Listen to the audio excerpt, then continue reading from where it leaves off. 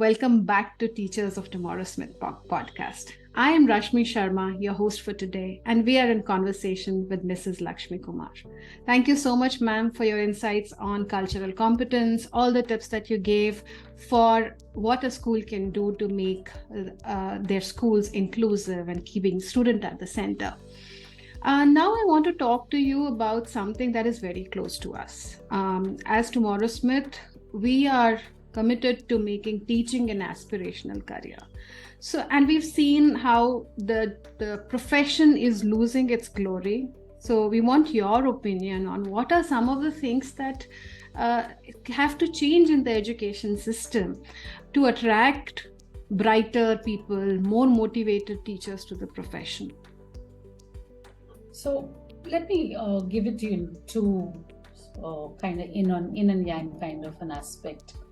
There are some structural issues and structural reforms that we need to make, in terms of teacher education, teacher remuneration, and kind of national level policies, local policies, and organizational policies. But today I want to focus on what is individual level, that is in our sphere of control and influence. Is that how do I prepare, present, and project myself? So I often say that it doesn't matter for what reason you entered the teaching profession. I'm okay with it being convenient, it's being comfortable for your family, it's being a very genderized. I'm okay. I'm not even going to question that. But having come in, are you ready for the ride? Is my first question. And I often think that we are part of making our profession not sounding very highly prestigious and status oriented. Because when our narratives are based on that, I will get a summer vacation, I will get a lot of leaves, I think you diminish the professional integrity of a very important part of your child's life. The second one is that we are not willing to update and upgrade ourselves. There is a huge resistance. It's almost like we take great pride in the number of years we put in, but not number of times I have updated myself. So I feel quite embarrassed if somebody tells me, oh, you have 3 decades of experience. I'm like, oh my God, no, I don't want to be known for that. In the 3 decades, if I have repeated 30 years of the same or what I did the first year, I think that's the end of my professional development. And I asked this example that would you go to a doctor who just graduated 30 years ago and hadn't updated himself or herself? Or would you go to a lawyer with your case if the person doesn't know what's the latest trend? Or would you go to an architect who is going to build your home? I mean, to any profession. And why should it be the same? Why shouldn't it be the same for education? That if we are not ready to update ourselves to align with the profile of our learners, and I'm not talking only about technology. I'm talking about teaching methods. I'm talking about assessments. I'm talking about delivery systems. I'm talking about being abreast with the social media. And I think we have sometimes these kind of resistance about, oh, I'm not on social media. Hello, it's not anymore some kind of a moral certification for you. Being on social media is not anything to do with your morality. It's about being in the space where your students are. So I think we can reclaim the prestige and status of our profession, provided we, as I said, present, prepare, and project ourselves as professionals.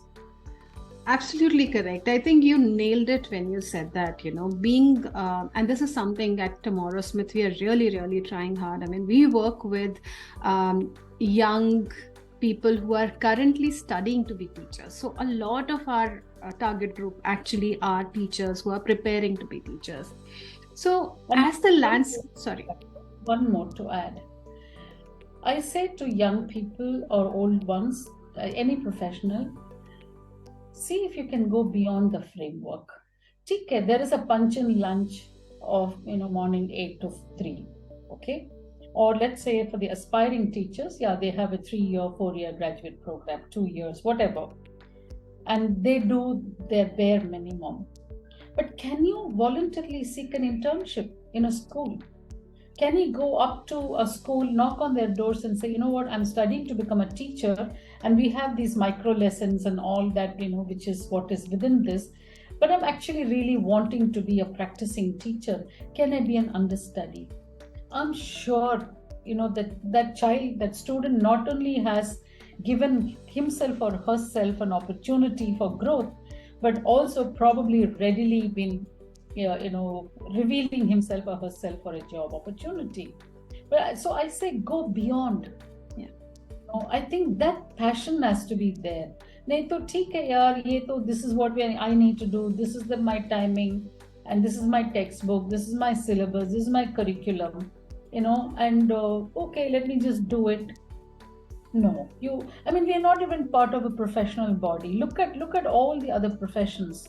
We don't even have representations. We are not part of anything, because there is this feeling that after school, my time is my time. Which profession gives you this kind of disengagement and callousness? So I feel that if you want to change the narrative, you need to change yourself. Absolutely. I think that is very, very important, going beyond what is the part of the syllabus. And this is amazingly, the group of people we have, these pre-service teachers, they are all doing this apart from all their curriculum. So, which I feel very proud about. These are amazing people who come for workshops on Saturdays, Sundays, weekdays at late in the evening, but they are ready to learn more because they know that they are preparing themselves for. Have any of them in Pune, send them to us. Definitely. Definitely. And I was coming to the next question with that itself. Like, landscape of the education landscape is changing a lot. A lot of new terminology is coming up, especially after NEP. And now we are hearing things like culturally responsive teaching, trauma-informed teaching. What do you think?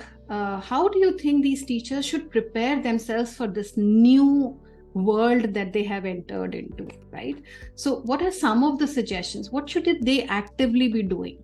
Some of it you are already covered, but like some more tips that you want to give them? I think one of it is, remember that you will always be a work in progress teacher. There is never a point of arrival. Okay, that's the first one. 2 is, wherever you work, you must understand the context in which it is embedded. The curriculum context, the board context, the regional, state, political context, the economic context, which means what's the kind of economic background that your children come from. So I think some real important verticals of understanding the context in which you have. The third one is that what I'm thinking is that don't get so focused on content as much as the focus on effective methods. We are living in the era of chat GPT, okay? And the access to content is going to be there. So if we can focus on building skills so that our students feel very confident to navigate in the world of tomorrow. The fourth one is, if you are a very loner and not a people person, go for therapy and get yourself treated, because it's a very, very collective, collaborative, interpersonally connected work environment.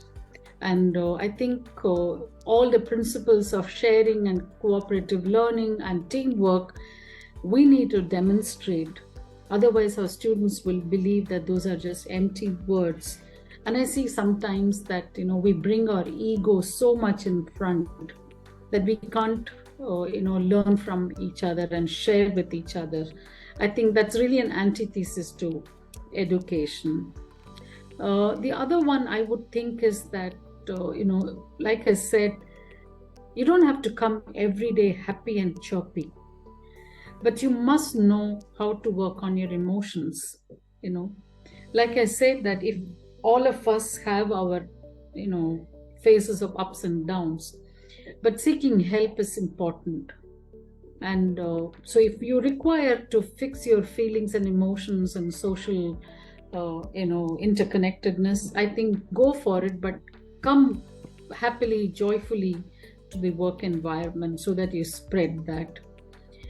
And last but not the least is that learn to take some breaks and enjoy the break, so that you kind of give your mind and body and soul some rest uh, between the years and in the summertime or after school, so that you know how to refresh your and reboot your system.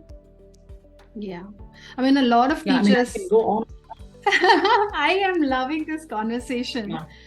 Because these are exactly the things that we talk about, and it seems like it's very heartening to see that a school leader is, because I think some parts, and I don't know if you'd agree, but there are a lot of schools where teachers don't feel that supported, that understood, and that they are humans, with emotions, with families, and taking them and helping them balance both the parts. And what you're talking about is basically making them a full wholehearted individual who knows, okay, I am a human, so I can be emotional, but now here I am responsible for all of these amazing people in my classroom. So how do I manage my emotions? We need to constantly work towards becoming worthy of the 5th September and Guru Purnima celebrations and the accolades. Otherwise, I feel that we kind of keep ourselves so high on the pedestal, but we come with very, very, and it's such a divine image. But I think all of us, from time to time, to pause and say, am I really that person that my entire ecosystem believes me to be? If I'm not, how can I bridge that gap? Correct. Otherwise, it would be a lot of words, and really we just go about being business as usual. Yeah. See, one of the things that I usually, which I detest, is this whole thing that teaching is a noble profession. And that's with even social workers, because I believe that once you call yourself this noble, then you feel 5% of job done. I've done something great in life. And that is the biggest injustice to any profession. So be it a social worker, be it a teacher, be it doctor won't do half the surgery and go away because they think, hey, 5% job done. So I think this is a very, very important aspects that you're touching, and I hope with your message, it'll come even more profoundly there for our teachers, and they'll get that message very clearly. I want to ask you, so you hire a lot of teachers, and so what are some of the challenges that you face when new people join this kind of culture that you have in your school, or when selecting these teachers, how do you find out those right people who have this mindset that you're talking? I don't have any thermometer to put it in each one's system to check the temperature of value alignment. But I do feel there is a sensing of, is this person's heart in the right place? Then I can skill. I'm not worried about the content. So for me, attitude, skill, and then the knowledge. The reverse of KSA happens. How do I sense the attitude? I think in 5 minutes you do get to know that this person is genuine or not. And of course, have the humility and humble pie eat. If at all it fails, and sometimes you think that this is what the person is and maybe it turns out to be different, it's okay. And you have methods of close monitoring to see. The other important thing is know that it takes 2 years for any new teacher to settle down in a new cultural environment. When I say new cultural environment, I'm talking about organization culture. Every school may be teaching CBSE, but A school is different from B school because there is an organization culture.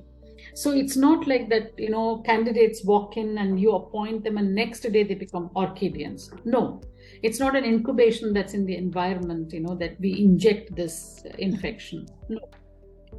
So there is a systemic way of mentoring you and orienting you and inducting you and helping you to become part of the ecosystem.